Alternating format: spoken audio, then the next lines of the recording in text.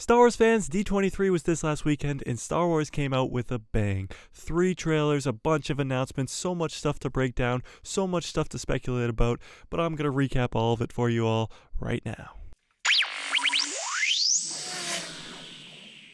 What's up guys, Mike, your guy loves Star Wars here. Today we're talking about D23 and all the awesome announcements that we got as Star Wars fans. For once, Lucasfilm stood up on the same stage as Marvel and brought it. They brought it so much that I don't even think Marvel beat them. I honestly think that Marvel's announcements were good, but Star Wars' announcements were just as good, if not better. And I won't lie to you, almost every other Disney Plus day, Comic-Con, literally any other day where there's announcements, Marvel wins. Marvel always seems to win.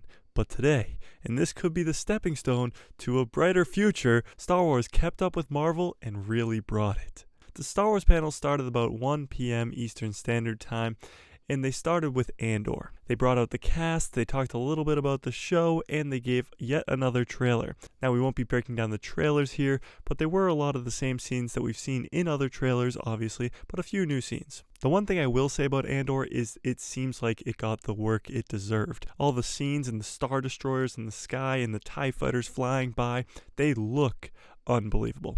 In recent past, with Star Wars and with Marvel, people have been complaining about the CGI not looking up to par. The Andor show looks like it's blowing it out of the water. And next, Dave Filoni walked on stage, and this guy is the GOAT. I mean, give him all of the power he wants. Make him in charge of everything, because everything he touches turns to gold. But first, he talked about the Bad Batch, and it was really the only bad news of the day, even if you can consider it bad news, because it's not. We didn't really have an official release date for the Bad Batch, even though the last time they did talk about it, they did say fall of 2022. Now it has been pushed back to January 4th of 2023. That is the official release date for the Bad Batch, but I'm not too upset about that. If it did come out this fall, if it came out at the end of September or even in October, the Andor show would still be coming out with it. And they would have to run alongside each other and compete with each other. Andor's already competing with She-Hulk, another Disney property. Andor doesn't need to be competing with another Star Wars show. There's no need for that. Spread them out.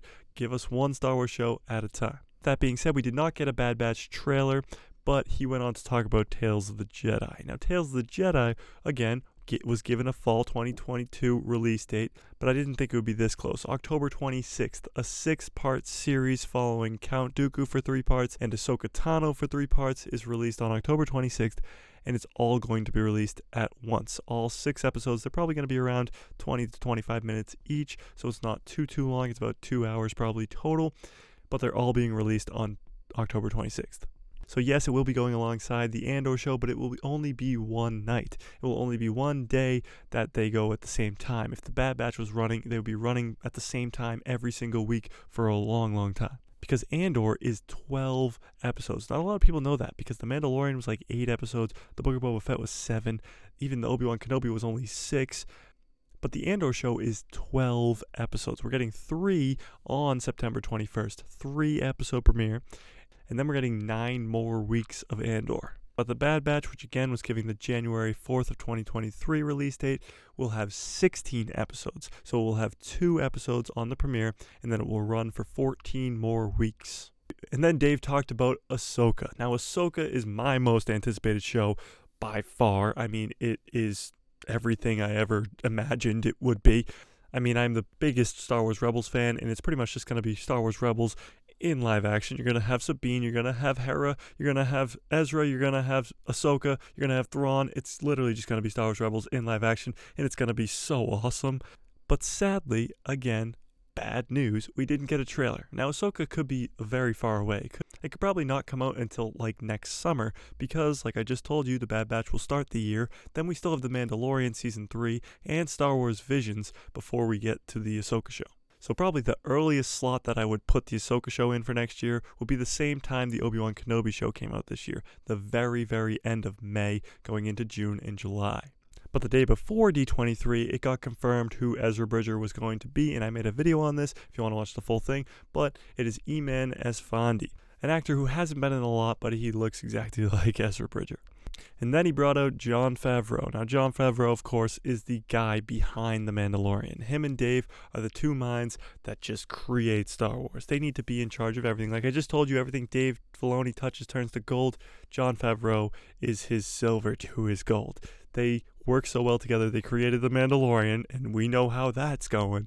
But first, they talked about the Skeleton Crew. Now, they're both involved as producers on the Skeleton Crew. The Skeleton Crew is going to be during the Mandalorian timeline, during the New Republic, and it's going to follow a character played by Jude Law with a bunch of younger characters and on an adventure through the galaxy. We don't know if any of them are Force sensitive. We don't know if there's any lightsabers involved at all, or if it's just a story of a smuggler maybe. We don't even know who Jude's Law character is. We just know it's him and some kids.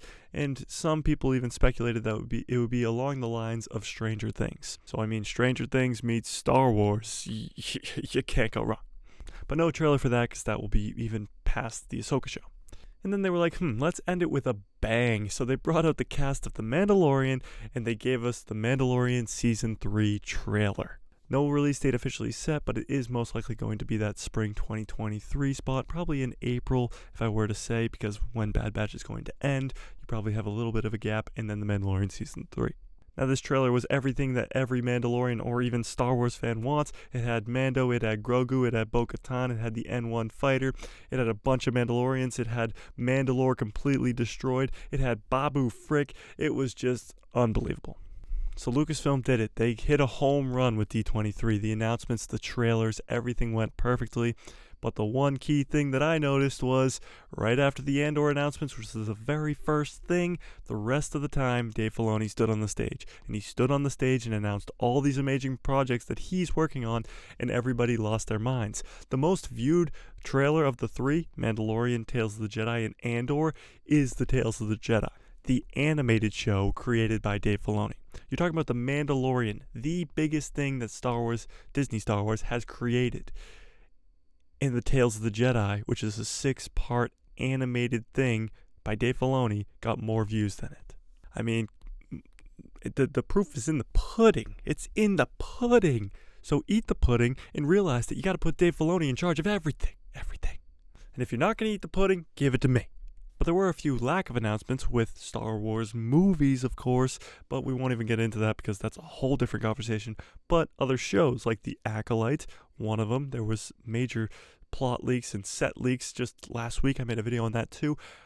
But there was no announcement at all at D23, neither for the Lando show nor the Book of Boba Fett Season 2 if we're going to get one, or the Obi-Wan Kenobi show Season 2 if we're going to get one. So there was a few missing pieces there, but all in all, Lucasfilm really hit a home run with this one. They struck gold. But tell me what you think about the announcements from D23. Did you watch the 3 trailers? Did you like the 3 trailers? Which one of the 3 trailers was your favorite? How many times can I go like this in this video before you guys lose your mind?